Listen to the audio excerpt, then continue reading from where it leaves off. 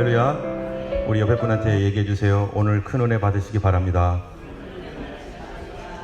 절대 그냥 가지 마시기 바랍니다. 제가 예전에 골드코스트에 갔었던 일이 있었는데요. 그 골드코스트에 그 집회가 있어서 어떤 목사님과 함께 갔다가 시드니로 돌아와야 되는 그런 비행기를 탔는데, 그 비행기 안에서 한 1시간 이상 2시간을 이륙하지 못하고 계속 기다리고 있었어요. 그 이유는 뭐냐면은 이 골드코스트 하늘이 먹구름으로 가득 차서 비행기가 뜨기 참 어려운 상황이고, 또 시드니도 마찬가지로 비가 굉장히 폭우가 내려가지고 비행기가 이게 내리기 참 어려운 상황이었기 때문에 한참을 기다렸습니다. 그러다가 비행기가 한참 기다리다가 아직은 먹구름과 또 비가 내리고 있고 또 천둥도 칠 것 같은 그런 그 어두컴컴한 그런 하늘이었는데 비행기가 일단은 이륙을 했어요. 정말로 올라가다가 이게 어떻게 되는 거 아닌가 할 정도로 그런 불안한 마음 가지고 이륙을 했는데, 구름 위로 싹 올라가니까 구름 위는 어때요? 세상에, 이 땅과는 완전히 다른 거예요. 평온하고 조용하고 햇빛이 찬란하고 정말 그렇게 아름다울 수가 없는 거죠. 밑에서 봤던 구름은 어두컴컴하고 무서웠는데, 그 구름 위로 올라가서 밑에 있는 이제는 구름을 보니까 구름이 너무 폭신폭신하고 너무 좋아 보이는 거죠. 그러다가 다시 비행기가 이제 시드니 공항으로 내렸는데, 시드니 공항으로 내릴 때 벌써 옆에서 우궁쿵쿵 이런 소리도 들리고, 그리고 번쩍번쩍 하는 것들이 저 멀리서 보이기도 하고, 그러면서 비가 딱 내리는데 다시 내렸더니 어때요? 이 땅이 비가 내리고 정말로 사람들은 우산을 쓰면서 또는 어떤 사람 비를 맞아가면서 이리저리 뛰어다니는 그런 모습을 보게 되는 것이죠. 오늘 요한계시록을 보면서, 이 요한계시록을 보면은 이 요한계시록 2장 3장에서는요 이 땅에 있는 교회에 대해서 표현을 해줍니다. 이 땅의 교회는 어떻게 지금 현재 교회가 있을까? 그런데 4장 5장은 이 땅은 그런데 구름 위에 올라가서 마치 그 위에 있는 하늘을 보듯이 하나님의 나라는 어떤가? 이 땅에는 우리가 아는 대로 2장 3장에는 7개의 교회의 모습이 나와요.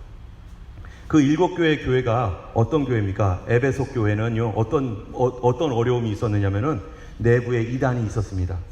처음 사랑을 버렸습니다. 그래서 예전과 같이 그렇게 뜨거운 믿음이 없는 불안한 교회입니다. 그리고 이 버가모 교회는 발람의 교훈으로 인해서 음란함이 들어왔습니다. 그래서 교회가 클럽이 돼버렸어요.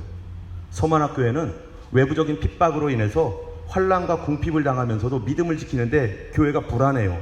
언제 없어질지 모르는. 두아디라 교회는 이세벨 종교가 들어와가지고 종교 혼합주의로 이것도 좋고 저것도 좋고 교회가 막 이렇게 막 혼합적인 종교가 돼버렸어요. 예수님만이 아니라.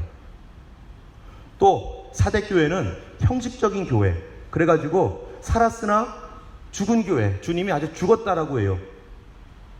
또 빌라델비아 교회는 적은 능력이 너무 적어요. 근데 이것 갖고 막 분투하면서 투쟁하면서 어떻게든지 믿음을 지켜보려고 하는 교회.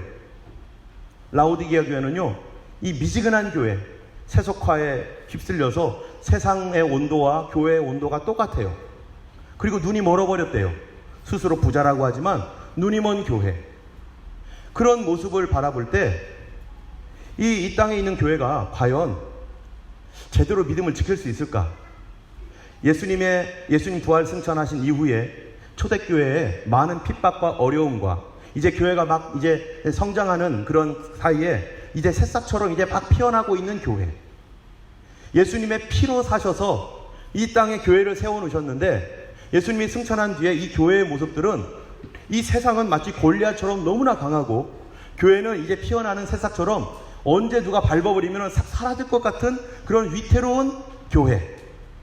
그리고 내부적으로도 흔들리고 있는 이 교회. 이런 교회를 보면서 사도 요한이 어떻게 했어요?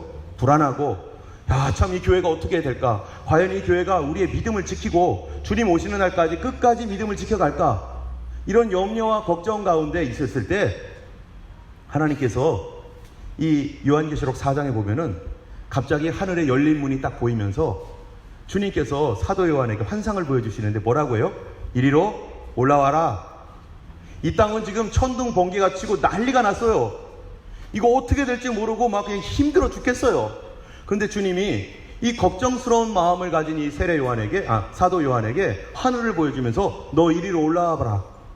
그래서 사도 요한이 올라갑니다.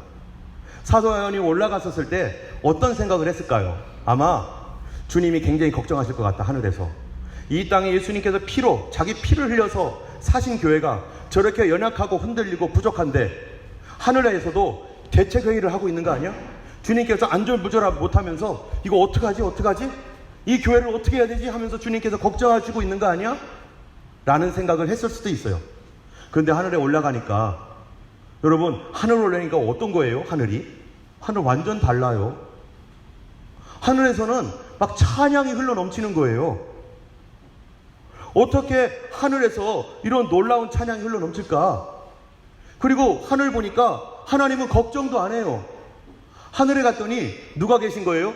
하나님 계시고 예수님 계시고 24명의 장로들이 있고 천사들도 있고 그리고 내 생물이 있는데 하나님 하나도 걱정 안 해요. 예수님 하나도 걱정 안 해요. 땅에 있는 교회는 정말로 지금 핍박과 어려움과 이 이단들로 인해서 막 흔들리고 있는데, 그런데 그때 우리가 지난주에 들었던 말씀처럼 찬송 소리가 들리는데요.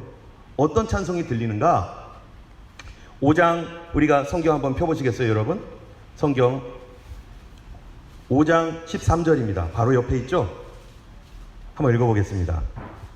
같이 읽겠습니다. 시작. 내가 또 들으니 하늘 위에와 땅 위에와 땅 아래와 바다 위에와 또 그 가운데 모든 피조물이 이르되 보좌에 앉으신 이와 어린 양에게 찬송과 존귀와 영광과 권능을 세세토록 돌릴지어다. 아멘. 여기 보니까 이 하나님께 드리는 찬양이 찬송과 존귀와 영광과 능력을 그분에게 세세토록 돌릴지어다. 여러분, 이게 무슨 말입니까? 그 위에 있는 하늘에서 하나님 앞에 찬송을 돌려라. 지금 찬송하라는 거예요. 영광을 돌려라. 그분에게 능력이 있다. 이 밑에 있는 지상은 힘들고 어려운데 하나님께서는 그 위에서 찬송과 영광과 존귀와 능력을 받으시며 그 위에 계신다라는 얘기가 무슨 얘기입니까? 이 땅에 있는 모든 교회와 이 땅에 있는 모든 세상은요, 사실은 성경의 요한계시록 1장에 보면은 뭐라고 돼 있냐면은 예수 그리스도께서 누구냐라고 하는 질문을 해요. 예수님은 누구라고 하죠? 예수님은 모든 교회의 머리가 되시고 예수님은 만왕의 왕 만주의 주라는 거예요. 모든 땅의 임금들의 머리가 되시고 우리의 대제사장이 되시는 예수님, 그분이 십자가에 달려 죽으심으로 하늘과 땅의 모든 권세를 가지신 그 예수님이 이 땅의 왕이시다는 거예요. 이 땅을 누가 다스린다고요? 이 땅을 세상의 군왕들이나 세상의 임금들이 다스리는 게 아니라 주님이 다스리신다는 거예요. 그 당시에 로마 황제가 다스리는 게 아니라 사실은 그 땅도 주님의 땅이고 주님이 다스리는 곳이라는 거예요. 그렇기 때문에 사도 요한이 보면서 영광과 능력이 주님께 있습니다 라고 하는 얘기는 뭡니까? 주님이 파워를 갖고 있다. 주님이 다스리고 계시다. 어디를요? 이 땅을. 근데 그 주님이 어떤 주님인가? 하늘과 땅의 모든 권세를 가졌을 뿐만 아니라 요한계시록 1장 끝에 보면 뭐라고 되어 있습니까? 주님 손에 뭐가 있어요? 7별과 7금촛대가 7금촛대를 사이를 다니면서 7별을 잡고 계시는 예수님. 그 7금촛대가 뭡니까? 7교회요.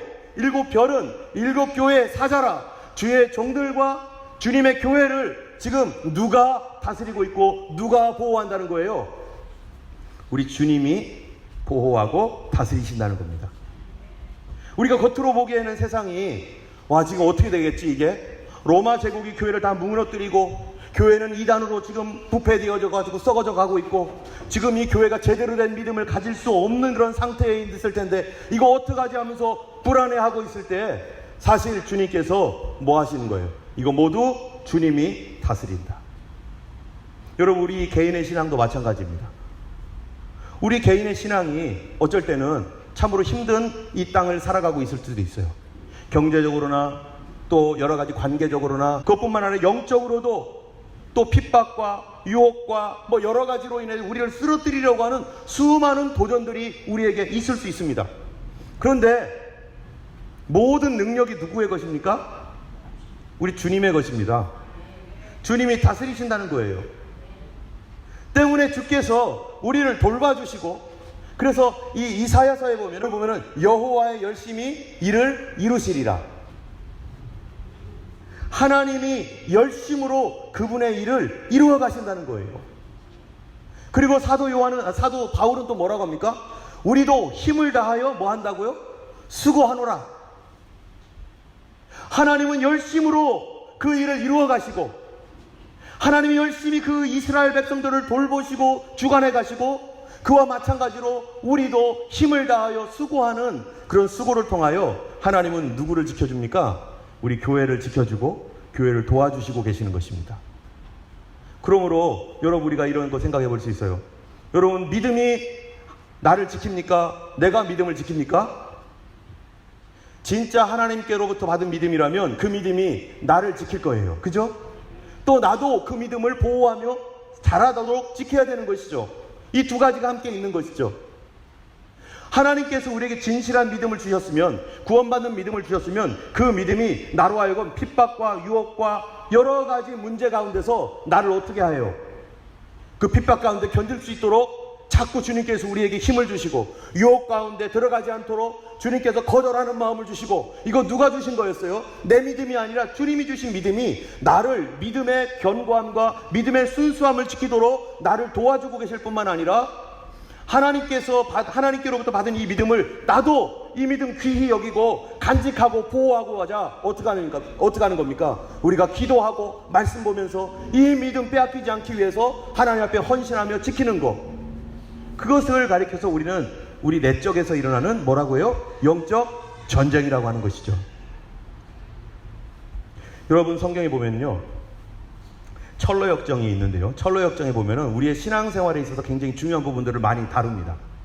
그 중에 이 기독도가 이 해석자의 집에 가서 거기서 믿음 생활에 대한 전반적인 것들을 쫙 듣는 가운데 이 기독도에게 뭔가를 보여줬는데, 그 뭐를 보여줬냐면은 한 담이 있는데, 이 담에 어떤 사람이 이 담이 불로 활활 타고 있어요. 이 불로 활활 타고 있는데, 여러분, 이 불이 뭔지 아세요? 이 담이 뭐라고 하냐면, 이 담이, 그 해석자가 이 담은 사람의 마음입니다. 이 사람의 마음이 뭘로 타고 있냐면 하나님의 불로 활활 타고 있다는 거예요. 구원받고 은혜 받은 사람들, 믿음이 불이 활활 타오릅니다. 어디에요? 우리 마음 가운데. 그래서 우리의 마음이 어떻게 작용하고 있고 어떤 도전이 있는지를 비유적으로 이렇게 설명해 주는 게 이 철로 역정이에요. 그런데 그 다음 장면을 보니까 이 어떤 사람이 이 불을 끄려고 열심히 물을 막 계속 담에다가 막 쏟아 붓는 거예요. 그럼 불이 활활 타고 있는 이 담이 물을 받으면은 당연히 꺼지겠죠. 그런데 이상한 일은 아무리 쏟아 부어도 불이 안 꺼지고 오히려 더 거세게 타오르고 있는 것을 보면서 이상하다. 물로 계속 이렇게 끄려고 하는데 왜 이렇게 계속 더 타오르지? 해석자가 얘기해 주기를 이걸 뭐라고 하냐면, 우리 마음속에 이 하나님의 은혜의 담이 있는데, 우리 마음의 담인데, 사단이 우리 마음을, 믿음을 꺼버리려고 자꾸 물을 끼얹는다는 거예요. 여러분, 우리가 살면서 그런 일 많죠? 나를 화나게 하는 일, 나를 억울하게 하는 일, 또 나로 하여금 낙심하게 하는 일, 게으르게 하고 또 나태하게 해서 기도했던 사람 기도 다 물러가고 찬송했던 사람 찬송 다 끊어지고 점점 믿음의 일들을 다 놔버리고 예전에 열심히 했던 거 다 놔버리는 그런 차가워지게 되는 그런 일들을 사단이 자꾸 우리 가운데, 우리 마음 가운데 이게 도전을 한다는 거예요. 그런데 도대체 이 담에 불이 왜 이렇게 더 거세질까 봤더니 그 뒤에 누가 있냐면요, 그 뒤쪽에 누군가가 이 담에다가 계속해서 기름을 붓는 거예요. 그 담 뒤에서. 그래서 이게 누굽니까? 하니까 마음속에 주님께서 그 사람에게 그 은혜의 불이 꺼지지 아니하고 믿음의 불이 꺼지지 아니하도록 하나님께서 뒤에서 계속해서 기름을 부어주신다는 거예요. 여러분, 죽은 주님께서 지금 내 믿음을 위해서 일하고 계시는 거 믿습니까? 나의 믿음이 연약해지고 식어질 때마다 주께서 내 안에서 일어나 기도해라, 하나님 앞에 더 엎드려라, 너 더 모이게 힘써라 라고 하는 도전의 말씀을 또 듣습니까? 주님께서 우리에게 우리 믿음이 끊어지지 아니하도록, 우리 믿음이 식어지지 않도록 계속해서 기름을 붓고 계셔요. 주님이 끊임없이 공급해 주신다는 거예요. 이 믿음을 우리가 반드시 가지고 있어야 됩니다. 왜냐하면 내 믿음이 너를 구원하였느니라. 그런데 어떤 사람은 이 믿음을 포기해버려요. 여러분, 기름을 부어줘도 노즐이 막히면 어떻게 되죠? 기름을 붓는 그 관이 막혀버리면요, 그거는 기름이 공급이 안 돼요. 이 관이 뭡니까? 믿음입니다. 하나님께서 나에게 계속해서 그분의 은혜를 공급해 주시고 성령을 부어주시고 믿음을 공급해 주신다는 이 믿음을 막지 말아야 돼요. 여러분, 지금도 주님께서 내 믿음이 연약해져 있고 또 부족하지만 이 7개 교회처럼 흔들리고 있지만 지금 누가 나를 위해서 일하고 계세요? 주님이 일하고 계시는 것을 믿으시기 바랍니다. 주님이 지금 나를 위해서, 내 뒤에서, 나의 등 뒤에서 주님이 계속해서 뜨거운 불로 다시 활활 타오도록 주님이 일하고 계세요. 이거를 영접하고 기도하셔야 됩니다. 여러분, 기도할 때 어떻게 기도하셔야 됩니까? 나 혼자 기도한다고 생각하시면 절대 안 됩니다. 주님이 기름을 붓고 계시다는 것을 믿으시기 바랍니다. 찬양을 할 때도 나 혼자 그냥 맹숭맹숭 찬양하는 게 아니에요. 주님이 활활 타오도록 찬양을 계속해서 부어주시는 것이죠. 그와 함께 나도 같이 찬양하는 거죠. 여러분, 손바닥도 어떻게 해야 된다고요? 마주쳐야 소리가 난다는 거 아니겠어요? 주님이 부어주시는데 나는 꼭 맡고 있으면 어떻게 되겠어요? 타오르지 않아요. 주님의 열심과 같이 우리도 기도하셔야 됩니다. 우리도 모여야 됩니다. 우리도 하나님 앞에 자꾸 앞으로 나아가셔야 됩니다. 그렇지 않고 뒤로 물러나고 또 뒤로 한 발짝 더 물러나잖아요. 이걸 막아버리는 거나 마찬가지 되는 거죠. 우리는 계속해서 주님의 도우심을 받으며 살아가는, 하나님의 공급함을 받으면서 살아가는 성도입니다. 그래서 우리는 주님과 항상 열려 있어야 돼요. 무엇으로요? 믿음으로. 하나님이 지금 나와 함께 계시는구나. 하나님이 나의 기도를 지금도 도와주시고 계시구나. 여러분, 지금 예배 드릴 때 나 혼자 예배 드리는 게 아니라 주님이 나에게, 나의 뒤에서 이 예배 가운데 반드시 은혜 받도록 뭐를 부어주시겠어요? 말씀의 은혜를 부어주시고 계시고, 하나님께서 오늘 반드시 나에게 주실 말씀이 있을 줄로 믿습니다. 우리 옆에 분한테 얘기해 주세요. 하나님 은혜 꼭 받아가셔야 됩니다. 주님이 지금 우리에게 기름을 흘러보내고 계시는 거죠. 오늘 본문을 보면은요, 6장이, 요한계시록 6장이 1절부터 17절까지가 7개의 인을 떼시는 얘기입니다. 자, 오늘 7개의 인을 떼시는 이 7의 인을 우리가 생각해 볼 때 오늘은 두 가지를 좀 생각을 해보려고 해요. 7개의 인에 관한 것들은 앞으로 계속 나오기 때문에 다음 주에 우리가 조금씩 더 이게 자세하게 얘기를 하고요. 7인을 뗀다라는 거, 인을 뗀다라는 의미를 우리가 좀 알기를 원합니다. 두 번째로는 왜 예수님이 그 인을 띄는가, 이거를 우리가 같이 나누려고 해요. 여러분, 인을 뗀다라는 거, 인을 뗄 때 이게 축복일까요? 저주일까요? 축복이 떼어지는 겁니까? 이 땅에 저주와 심판이 떼어지는 겁니까? 바로 저주와 심판이 이 땅 가운데 쏟아져 나옵니다. 이 7인을 뗄 때 첫 번째 인을 딱 떼니까 흰말이 나오는데요. 흰말은 뭡니까? 흰말은요, 활을 가지고도 전 세계를 돌아다니면서 막 뛰어다니는데 이게 뭐냐면요, 이게 거짓이에요. 거짓 정부, 거짓 그리스도, 거짓 세력, 거짓 선지자, 이런 것들이 온 세계를 다 거짓말로 다 도배하고 거짓말로 정권을 잡고 거짓말로 세상을 다스리는 그러한 때가 온다는 거예요. 여러분, 지금 미국이 지금 어떻게 될지 지금 모르죠? 누가 되든 간에 거짓이 되면 안 됩니다. 거짓말을 해서 그거를 탈취하는 자가 되면 그게 바로 사단이 하는 일이죠. 사단이 이 세상을 어떻게 했습니까? 거짓으로 정권을 잡았잖아요. 아담을 속이고 하와를 속여서, 그래서 그에 가지고 있었던 모든 오토리티를 사단이 딱 잡아가지고 자기가 다스렸잖아요. 바로 마지막 때의 인재앙이라는 것은 거짓 정부, 거짓 세상이 사람들을 다스리는 때가 온다는 거예요. 두 번째 인을 딱 떼면요, 붉은 말이 나옵니다. 그러다 보니까 뭐가 생기는 거예요? 전쟁이 막 온 세상이 막 가득해버립니다. 세 번째 인을 떼니까 검정 말인데 온 땅에 기근이 들어가지고 사람들이 음식을 먹을 수 없을 정도로 고통을 받고 죽어나가는 거예요. 네 번째 인을 딱 떼니까 청황색 말이 나오는데 이 청황색 말은 뭡니까? 바로 뒤에 음부와 또 죽음이 함께 따르는 거예요. 그래서 온 세상에 전염병으로, 지금 코비드가 아무것도 아니죠. 온 세상이 전염병으로 가득해서 전쟁이 일어나죠. 기근이 일어나죠. 온 세상 거짓말로 세상을 포장해버렸죠. 그래서 괜찮다라고 말하죠. 이런 세상이, 끔찍한 전쟁과 공포와 두려움이 있는 세상이 오는데 이거를 누가 떼요? 이거를 이 인이 떼어질 때마다 이런 일들이 나오는데 그거를 누가 떼느냐? 주님이 떼신다는 거예요. 여러분, 왜 주님이 이런 재앙을 떼십니까? 사랑의 주님이 왜 이 땅에 어마어마한 재앙이 임하는 이 일을 주님이 직접 그 손으로 떼셔서 하십니까? 그 이유가 어디 있느냐? 6장 10절에 나와 있어요. 우리 한번 6장 10절을 한번 읽어보겠습니다. 9절, 10절까지 한번 읽겠습니다. 시작. 다섯째 인을 떼실 때 내가 보니 하나님의 말씀과 그들이 가진 증거로 말미암아 죽임을 당한 영혼들이 제단 아래 있어 큰 소리로 불러 이르되 거룩하고 참되신 대주제여 땅에 거하는 자들을 심판하여 우리 피를 갚아주지 아니하시기를 어느 때까지 하시려 하나이까. 여기 보니까 예수를 믿는 믿음 때문에 핍박당하고 죽음당한 그러한 교회와 성도들이 주님 앞에 있습니다. 그들이 예수 믿는 믿음 때문에, 주님 믿는다는 이유로 고난을 받고 죽임을 당하여 지금 주님 앞에 섰는데 그들이 호소를 하는 거예요. 뭐라고 말합니까?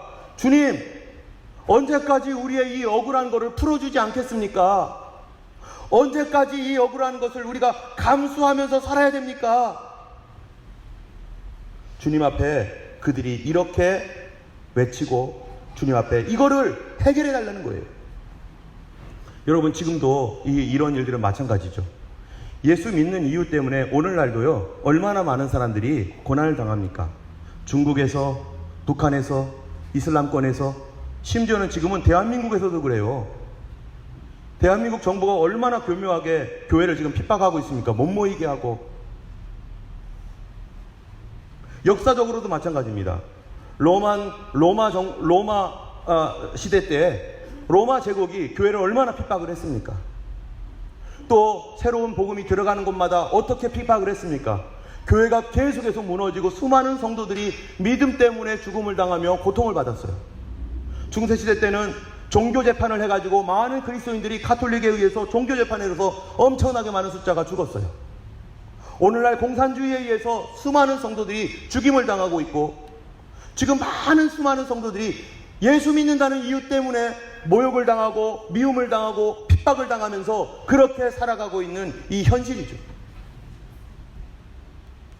이런 현실 가운데 바로 하나님께서요, 뭐라고요? 요한을 올라와라. 그리고 하나님 나라를 보여주고 계시는 거죠.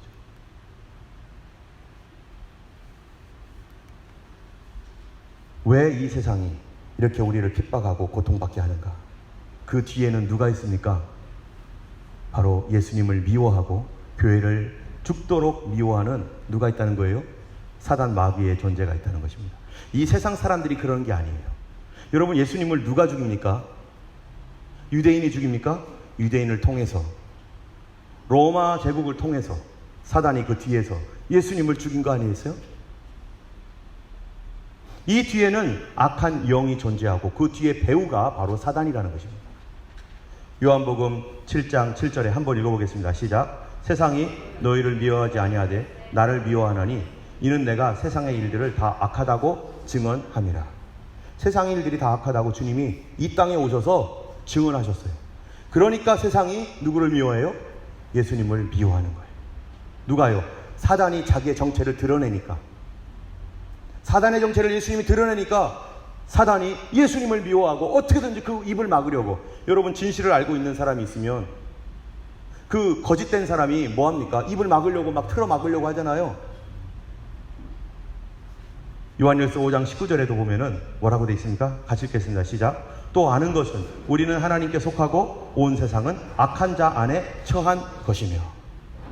온 세상은 악한 자 안에 처해 있다. 이게 뭐예요? 사단이 온 세상을 통제하는데, 속이고 정권을 잡아서 사람들로 속게 만드는데, 하나님을 거절하고 예수를 거절하고 예수님을 십자가에 못 박게 만들고 교회를 핍박하게 하고 교회에 다니는 성도들을 핍박하고 괴롭히는 것, 그 일들을 지금 누가 하고 있다는 것입니까?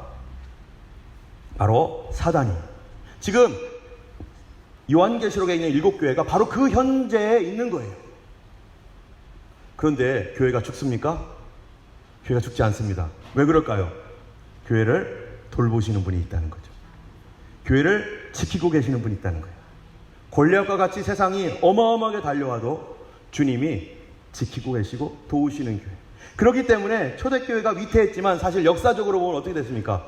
오히려 313년에 콘스탄티누스 대제에 의해서 기독교가 공인이 되고, 그리고 전 세계에 복음이 확장되어지긴 하는데, 확장되어져서 복음이 나가는 곳마다 교회가 세워질 뿐만 아니라 예수의 복음을 믿고 구원받는 사람들에게 어떤 일들이 일어납니까? 병고침도 일어나죠. 귀신 쫓겨나는 일도 일어나죠. 그것뿐만 아니라 사회 제도가 바뀌죠. 여성들이 권리를 찾죠. 아이들이 존중의 여김을 받죠. 사람들이 자유와 평등을 얻게 되죠. 이런 그 구조적인 어떤 사회적 변화가 어디를 통해서 일어났는가?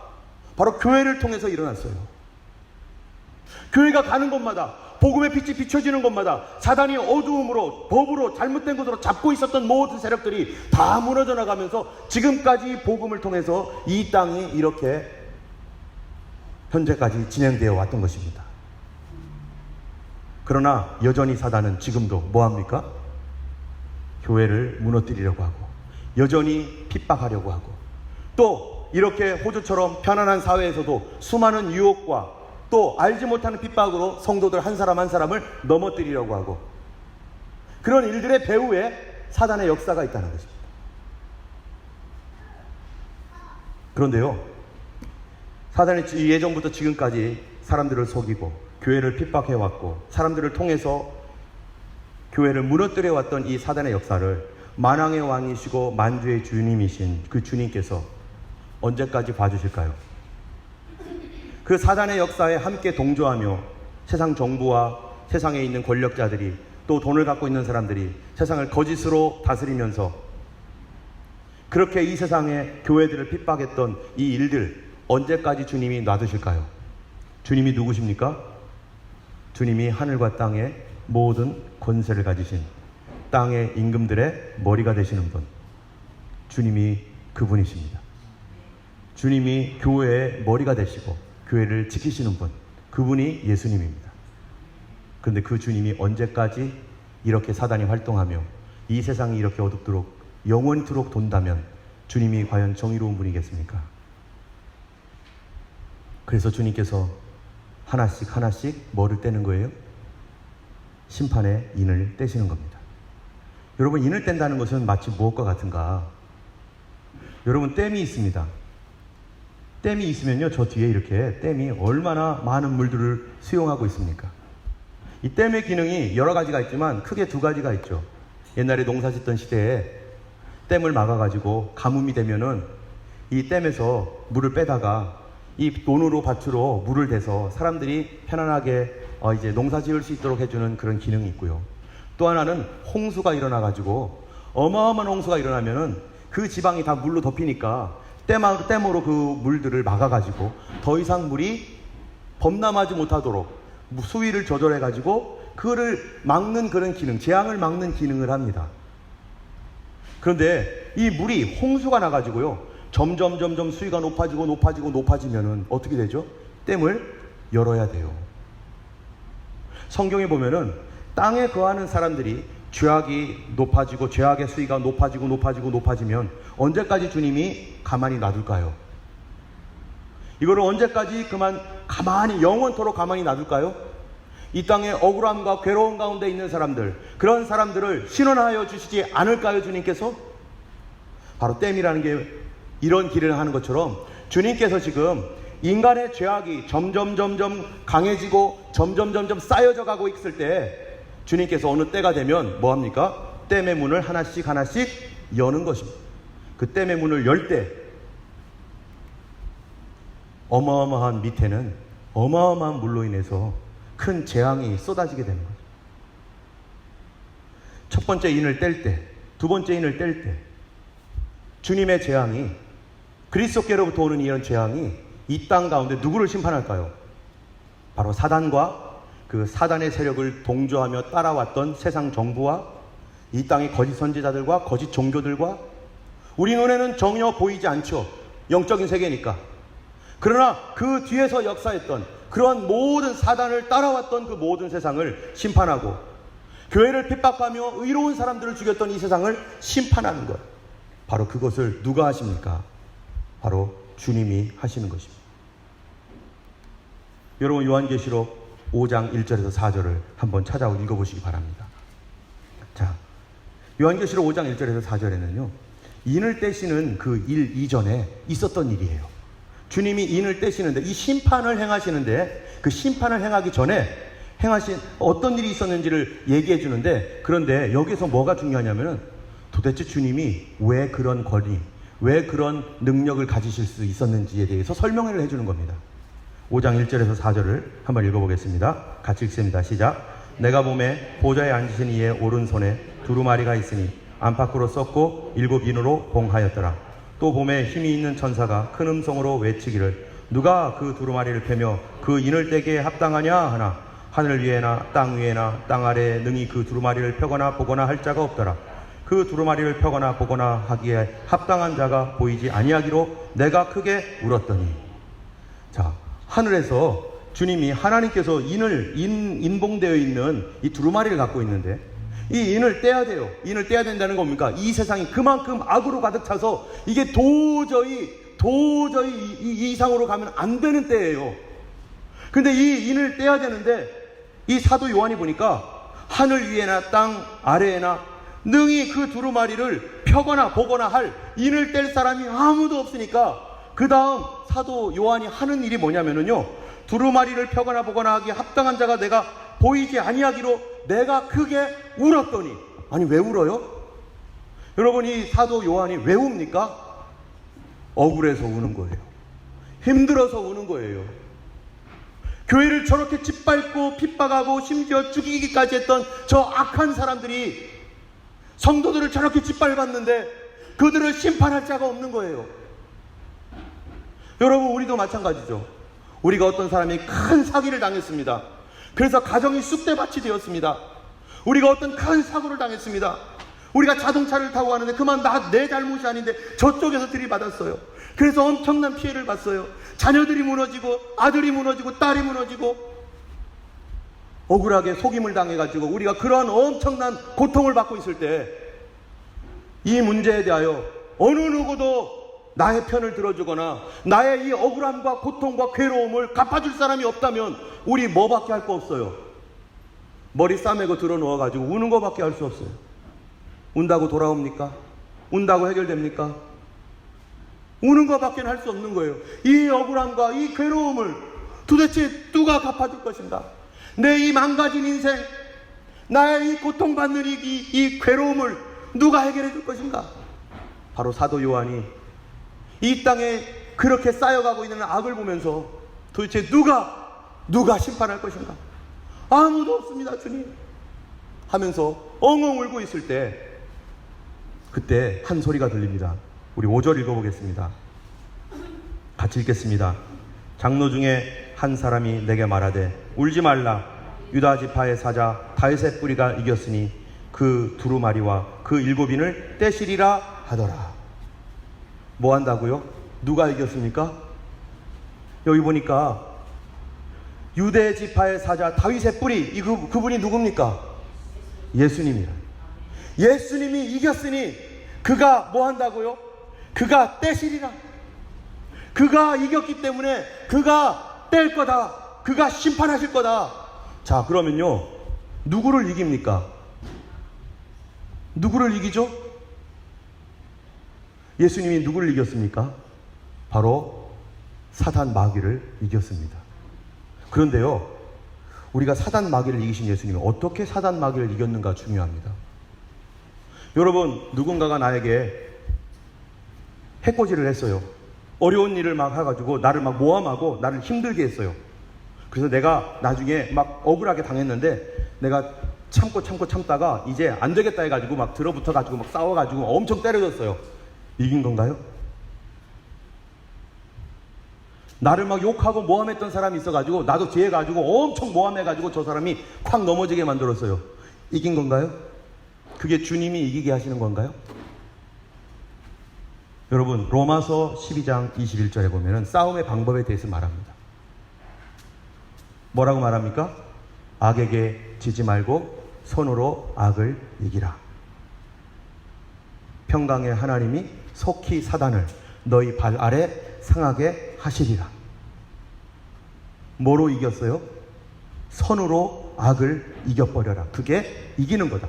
여러분, 예수님의 이김이라는 것은 복수하고 미워하고 죽이고 이런 게 주님의 이김이 아니라 그거는 나도 똑같이 사단에게 져버리는 거예요. 사단은 세상을 어떻게 다스립니까? 미움과 질투와 복수와 원한과 이런 모든 악한 것들로 사람들의 마음을, 감정을 일으켜서 서로 싸우게 하고 미우게 하고 속이게 하고 이렇게 하는 게 사단의 역사인데, 거기에 우리도 같이 들어가가지고 그놈들을 이기겠다고 하면은 우리도 똑같은 사람 되는 거 아니겠어요? 예수님은 어떻게 이겼는가? 예수님은 손으로 악을 이기신 분입니다. 예수님의 이김에 대해서 베드로전서 2장 22, 24절, 여러분 이거 꼭 찾아보셔서 줄을 쳐놓으세요. 한번 찾아보겠습니다. 베드로전서 2장 22절, 24절. 예수님께서 어떻게 이겼는가? 베드로전서 2장 22, 24절. 같이 한번 읽어보겠습니다. 페이지 수로 제가 가지고 있는 성경 380페이지, 베드로전서 2장 22절에서 24절입니다. 그는 죄를 범하지 아니하시고 그 입에 거짓도 없으시며 욕을 당하시되 맞대어 욕하지 아니하시고 고난을 당하시되 위협하지 아니하시고 오직 공의로 심판하시는 이에게 부탁하시며 친히 나무에 달려 그 몸으로 우리 죄를 담당하셨으니 이는 우리로 죄에 대하여 죽고 의에 대하여 살게 하려 하심이라.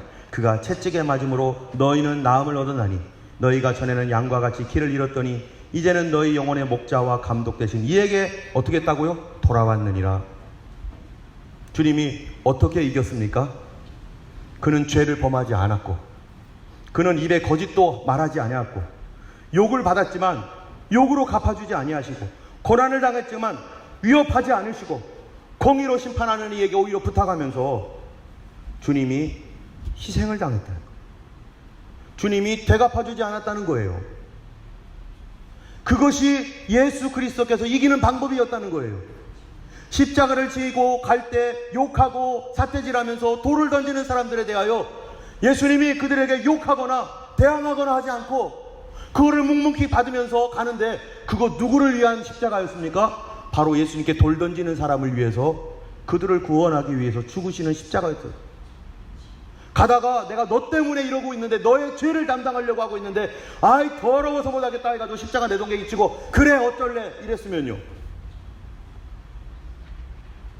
그럼 진 거죠. 이 세상에 그동안 고통과 괴로움과 억울함과 수많은 악으로 가득 차 있는 이 세상을, 그 사람들의 원한과 고통을 풀어줄 자가 없는 거예요. 그렇게 되면 주님이 악으로 대항하면. 빌립보서 2장 5절에서 8절입니다. 여러분 한번 이것도 찾아보세요. 갈라디아서, 에베소서, 그 다음에 빌립보서입니다. 빌립보서 2장 5절에서 8절입니다. 주님이 어떻게 하셨는가? 5절에서 8절입니다. 함께 읽겠습니다.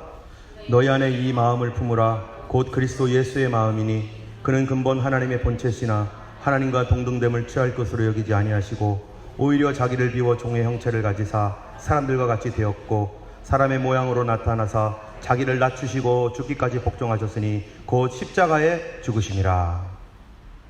주님께서 십자가에 죽으실 때 어떻게 죽으셨는가? 바로 자기를 낮추시고 죽기까지 복종하셨다.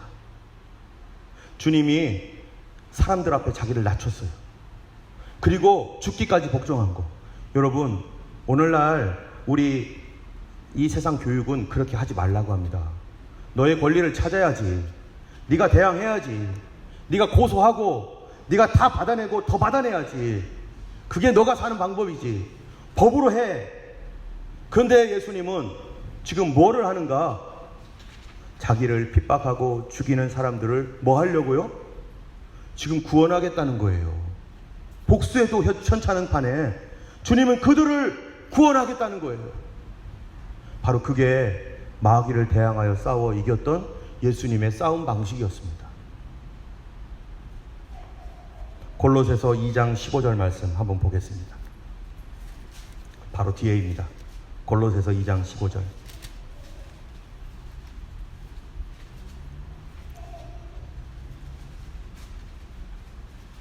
읽어보겠습니다. 통치자들과 권세들을 무력화하여 드러내어 구경거리로 삼으시고 십자가로 그들을 이기셨느니라. 바로 정사와 권세, 사단의 세력을 주님이 뭐로 이겼다고요? 바로 십자가로 이겼다. 예수님이 십자가를 통해서 이겼다. 그 십자가가 뭡니까? 나를 핍박하고 죽이는 사람들을 악으로 대항하지 아니하고 사랑으로 품고 그들을 구원하기 위하여 기꺼이 희생하는 것. 여러분, 이거 누가 할 수 있어요?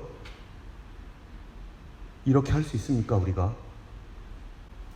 성경에서는요, 구약과 신약은 다 서로 연결이 되어 있는데, 구약 성경에 예수 그리스도께서 어떠한 메시아이신가를 성경에 예언적으로 드러내준 한 인물이 있습니다.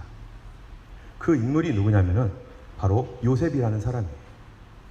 여러분, 요셉에게는 몇 명의 형제들이 있었냐면 그가 태어났을 때 10명의 형제들이 있었습니다. 이 10명의 형제들이 어느 날 요셉을 너무너무 미워하고 싫어했어요. 왜냐하면 아버지가 요셉을 너무너무 사랑해서 그 요셉에게 특별한 사랑을 부었고 꼭 꽃가루 옷을 입히고, 그러니까 이 형제들이 다 싫어했어요. 어느 날 요셉이 멀리 홀로 있었을 때 형제들이 계획을 합니다. 저놈 죽여버리자. 누가 계획을 해요? 자기 동료, 자기 형제, 자기 가족, 자기 민족. 저놈 죽여버리자. 미워 죽겠다. 그랬더니 거기 있는 형제들이 그래, 저놈 죽이자. 저놈 죽여버리는 게 좋겠어. 정말 열받아. 정말 못 살겠어. 하면서 다 죽이자고 동의를 하는 거예요. 그때 그래도 큰형이었던 르우벤이 아니야 그래도 살려줘야지 하는 마음 때문에 어떻게 하면 살릴까 하고 있었는데, 네 번째 형 유다가 야, 그러지 말고, 우리 죽이지 말고 저놈 팔아버리자. 그럼 우리 돈도 받고 좋잖아. 저놈 죽인들 우리에게 무슨 소용이 있겠어. 그냥 멀리 종으로 팔아버리자. 그랬더니 형제들이 그래, 팔아버리자. 그래서 저 나라가 가서 죽든 살든 그놈 마음대로 살으라고 그래. 거기서 뭐 죽겠지 뭐 하면서 다 팔아버렸어요. 팔아버린 게 뭐예요? 이 죽인 거나 마찬가지죠. 얼마에 팝니까? 은 20에 팝니다. 은 20에. 형제들이 요셉이 형 살려줘, 다시는 안 그렇게 하면서 형에게 살려달라고 그렇게 애원을 하는데 형들은 너무나 냉정했어요. 그리고 요셉은 미디안 상인에 의해서 팔려서 이집트의 장군인 보디발의 장군 집으로 종으로 팔려갑니다. 근데 그 종으로 팔려간 그곳에서 모함을 받아가지고 또 어디로 들어가요? 더 감옥으로 들어가요. 아버지의 가장 사랑했던 아들 요셉이가 외국에 노예로 팔려갔는데 그것도 모자라서 누구 하나 도와줄 사람이 없는 그 감옥으로 또 내려가 버리는 거예요. 점점 인생은 점점 나락으로 빠지고 점점 월스해지는 거예요. 정말로 이제는 스스로의 힘으로 나올 수 없는 비참함 속에서 언제 여기서 죽을지 누가 죽여도 아무도 대변해 줄 수 없는 그런 상황이 된 요셉. 이런 요셉에게는 한 가지 소망이 있었는데, 하나님이 주신 꿈이 있었죠. 하늘의 해와 달과 별들이 자기에게 다 절한다는 이 꿈. 그런데 이거는 개꿈이었나 봐요. 이루어질 수도 없죠. 지금 다른 나라 외국의 감옥에 갇혀서 언제 나올지도 모르는 이런 신세가 되었어요. 그런데 하나님께서 놀라운 일을 행하십니다. 거기서 죽어야 되는 요셉이 어느 날 파라오의 떡 맡은 관원장, 술 맡은 관원장이 뭔가 잘못돼가지고 자기가 있는 그 감옥에 들어와서 그곳에서 그들이 어느 날 동시에 꿈을 꿨는데 요셉이가 그 꿈을 어떻게 해주는 거예요? 아무도 해석 못하는 거를 요셉이가 꿈을 해석해 주는 거예요. 근데 요셉이가 꿈을 해석해 줬던 대로 떡 맡은 관원장은 3일 내로 그는 처형을 당하고, 또 술 맡은 관원장은 문제가 풀려서 왕에게 다시 복직이 되었습니다. 그리고 2년이 지났는데 왕이 파라오가 어느 날 꿈을 꿨어요. 보니까 아주 튼실한 곡식이 있는데 이 곡식이 있다가 얼마 후에 다른 곡식이 다 잡아먹어 버리고, 아주 튼실한 황소들이 있는데 얼마 후에 빼빼 마른 황소들이 다 먹어버리고 이게 도대체 뭐지? 자기 주변에 있는 사람들에게 꿈 좀 해석해달라고 했지만 아무도 의견이 너무 분분하고 아무도 합당한 해석이 되는 게 아니에요. 그럴 때 바로 이 술 맡은 간원장이 요셉을 기억합니다. 아, 요셉이 있었지. 그리고 요셉을 불러옵니다. 요셉이 이집트의 옷을 입고 이집트의 변발을 한 다음에 왕 앞에 와가지고 그 꿈을 듣고 곧바로 해석해 주는 거예요. 왕이시여, 이것은 하나님께서 당신에게 주신 꿈인데 앞으로 7년 동안 엄청난 풍년이 있을 것입니다. 그때 잘 저장해 놓으시고 앞으로 그 뒤에는 7년 동안 어마어마한 흉년이 있을 것입니다. 그러니까 그때를 대비하시기 바랍니다. 그랬더니 왕이 이거에 대해서 엄청나게 감동을 받았어요. 와, 감동을 받아가지고 너처럼 똑똑한 애가 없다. 네가 우리 총리 해라. 갑자기 감옥에서 죄수가 뭐가 돼버린 거예요? 총리가 돼버렸어요. 이집트의 2인자가 돼버렸어요. 그런데 7년 동안 정말로 풍년이 들고 8년째부터 가뭄이 들기 시작하면서 땅이 완전히 기근이 심해서 정말 굶어 죽어가는 사람들이 많은데 한편 이쪽 가나안 땅, 형제들이 자기를 팔아버렸던, 자기를 죽이려고 했던 형제들이 살던 그 땅도 가난에 못 견디고 정말로 가뭄을 못 견뎌서 이제는 이집트로 갈 수밖에 없는 상황이 돼서 형제들이 다 이집트로 와가지고요, 제발 좀 먹을 것 좀 달라고 구걸하고 있는 형편이 됩니다. 그런데 여차저차 한 이유가 지나간 뒤에 형제들이 뭐를 합니까?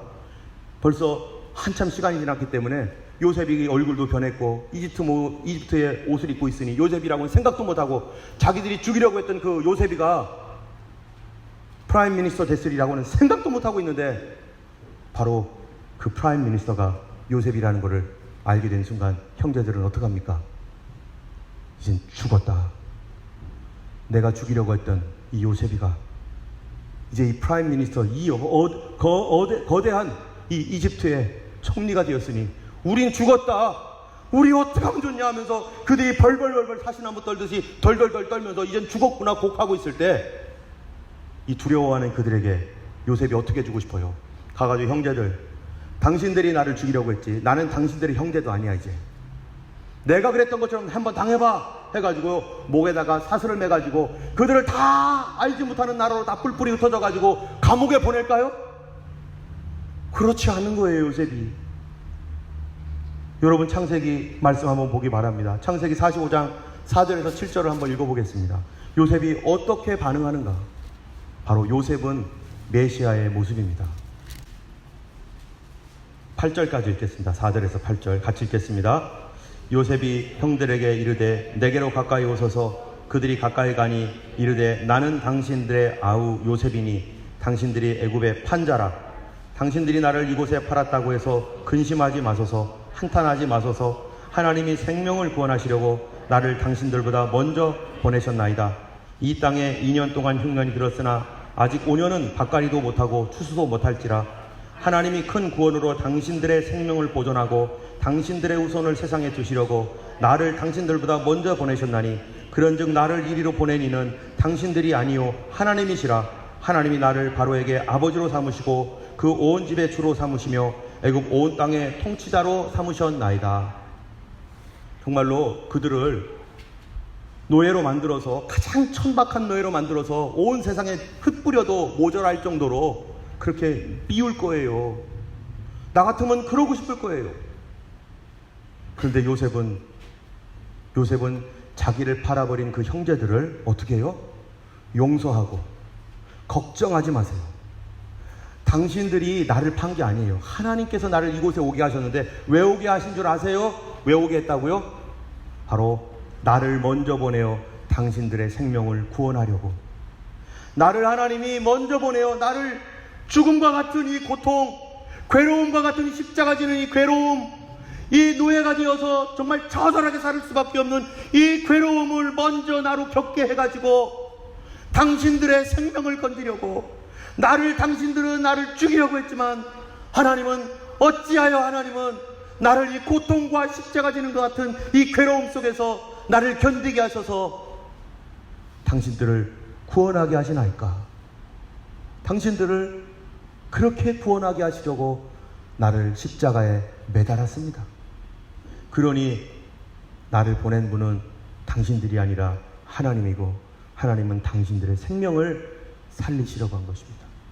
그러니 don't worry, 걱정하지 마세요.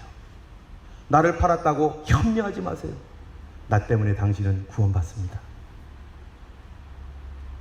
예수님이 십자가에 달려서 죽으실 때 뭐라고 기도하셨습니까? 누가복음 23장 34절 읽어보겠습니다. 이에 예수께서 가라사대 아버지여 저희를 사하여 주옵소서. 자기의 하는 것을 알지 못하나이다 하시더라. 저희가 그의 옷을 나눠 제비를 뽑을세. 예수님께서 십자가에 달려서 밑에서 뭐라고 말합니까? 사람들이 죽여라 죽여라 하는 사람도 있고요, 어떤 사람 예수님을 욕하는 사람도 있었어요. 네가 하나님의 아들이면 내려와봐 내려와봐. 지금 그들 뒤에서 누가 역사하는 거예요? 사단이 역사하는 거죠. 미움과 증오와 분노를 일으켜서 예수님으로 하여금 선으로 악을 이기지 못하도록 사단이 거기서 가진 발악을 유대인들을 통하여 로마인들을 통하여 그렇게 욕하면서 내려오면은 내가 너들 믿어줄게 내려와봐 내려와봐 하면서 예수님에게 분노를 일으켜서 악으로 대응하도록 그렇게 사단이 그렇게 대적을 하고 공격을 하는데, 예수님은 거기에서 최후에 뭐라고 말합니까? 아버지여 저들을 용서하여 주옵소서. 왜요? 저들이 하는 게 아니라 사단이 그들을 시키고 있기 때문에 저들을 용서하소서. 저들이 무슨 말을 하는지 무슨 짓을 하는지 알지 못합니다. 용서해 주세요. 지금 예수님 죽이겠다고 난리치고 있는 그 사람들 앞에서 예수님은 자기를 죽이는 사람을 감당하려고 예수님이 기꺼이 십자가에 달려 죽으셨습니다. 이사야서 53장 8절 여러분 한번 펴보시기 바랍니다. 이사야서 53장 8절. 여러분 이런 성경 구절은요 다 빨간 줄로 다 쳐놓으셔야 됩니다. 예수님이 그렇게 십자가 진 거에 대하여 사람들은 어떻게 생각하느냐. 53장 8절입니다. 같이 읽겠습니다. 시작. 그는 곤욕과 신문을 당하고 끌려갔으나 그 세대 중에 누가 생각하기를 그가 살아있는 자들의 땅에서 끊어짐은 마땅히 형벌을 받을 내 백성의 허물 때문이라 하였으리요.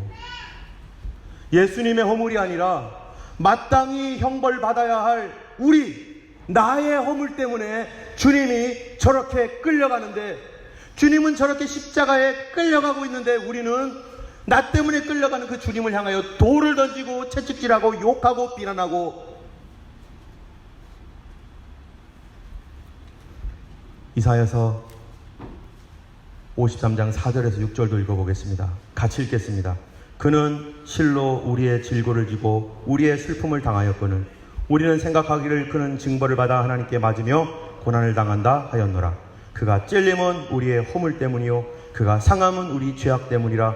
그가 징계를 받음으로 우리는 평화를 누리고 그가 채찍에 맞음으로 우리는 나음을 받았도다. 우리는 다 양 같아서 그릇 행하여 각기 제 길로 갔거늘 여호와께서는 우리 모두의 죄악을 그에게 담당시키셨도다. 우리 주님이 나의 죄를 담당하셨습니다. 우리의 죄악을 담당하기 위하여 주님께서 고난을 당하셨습니다. 그 주님이 지금 뭐 하시는 거예요? 인을 떼시는 것입니다. 여러분, 어느 누가 자기를 죽이는 자를 위하여 죽고 있는, 그를 사랑으로 품고 구원하기 위하여 영원한 지옥에서 건지기 위하여 죽고 있는 죽으신 예수님 앞에, 선으로 악을 이겨버린 그 예수님 앞에 어느 누가 주님 왜 심판을 내리십니까? 이 세상 괜찮은데 왜 심판하시는 거예요? 인 떼시면 안 되죠. 인 떼실 자격이 없죠. 만약에 이렇게 말할 존재가 이 온 세상에 누가 있습니까? 누가 예수님께 심판의 인을 떼는 거에 대하여 예수님께 대항하겠습니까? 우리는 아무도 그 주님 앞에 대항할 수 없습니다. 요한복음 10장 12절. 나는 선한 목자라. 선한 목자는 어떻게 한다고요? 양을 위하여 목숨을 버리거니와. 요한복음 10장 15절. 아버지께서 나를 아는 것 같이 나도 아버지를 아는데 나는 나의 생명을 누구를 위하여 내려놓는다고요? 양을 위하여 내 목숨을 버리노라.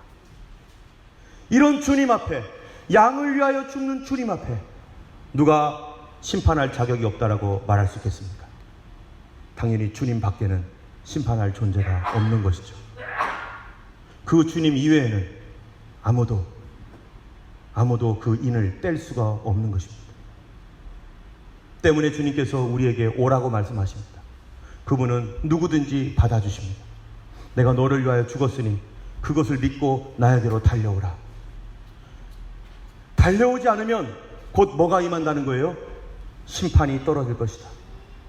악과 죄로 점점 쌓여가고 있는 이 세상 가운데 주님은 그것을 주님의 온몸으로 막으셔서 이 심판을 잠잠하게 하고 있고, 지금 마치 댐 아래에 있는 집들이 아무런 문제 없이 잘 되어가고 있는 것이 지금 누가 막고 있기 때문인데, 이 세상이 마땅히 받아야 할 형벌이 있음에도 불구하고 주님이 그거를 막고 계시는데, 그러나 이 땅은 죄악을 점점 쌓아가고 있는 이 시대에 어느 날 한순간에 주님이 인을 떼시는 날이 온다는 것입니다.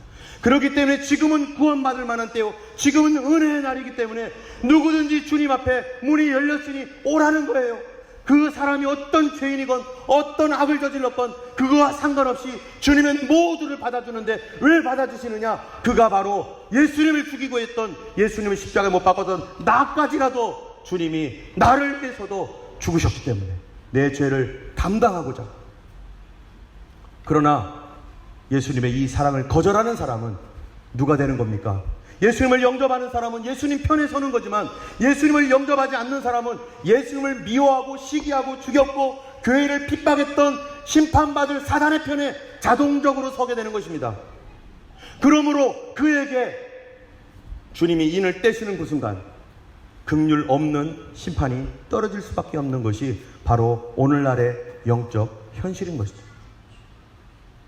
주님은 우리에게 뭐라고 말합니까? 돌아오라고 말합니다. 우리가 잘 아는 찬양이죠. 어서 돌아오, 어서 돌아마노. 지은 죄가 아무리 무겁고 크기로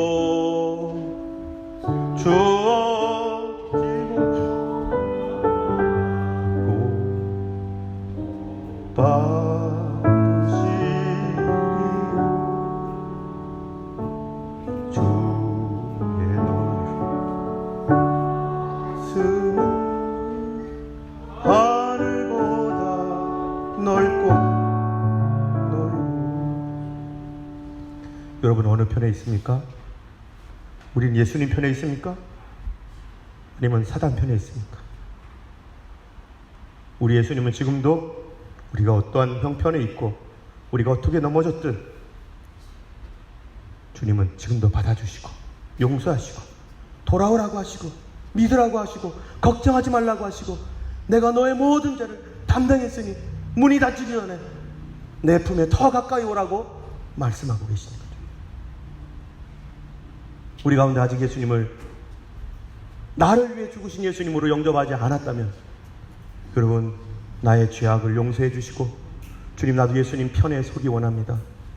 나도 그 예수님 안에서 평안함을 누리며 주님 편에 서도록 나를 도와주세요. 나는 죄인입니다 하며 우리 주님 앞에 구하고 기도해야 될 것입니다. 마지막으로 시편 2편 12절 말씀 한번 읽어보겠습니다. 그 아들에게 입맞추라. 그렇지 아니하면 진노하심으로 너희가 길에서 망하리니 그 진노가 급하심이라. 여호와를 의지하는 자는 다 복이 있도다. 주님께 입맞추시기 바랍니다. 그 발 앞에 엎드리지 아니하면 진노, 긍휼 없는 진노가 쏟아질 수밖에 없다는 것이죠.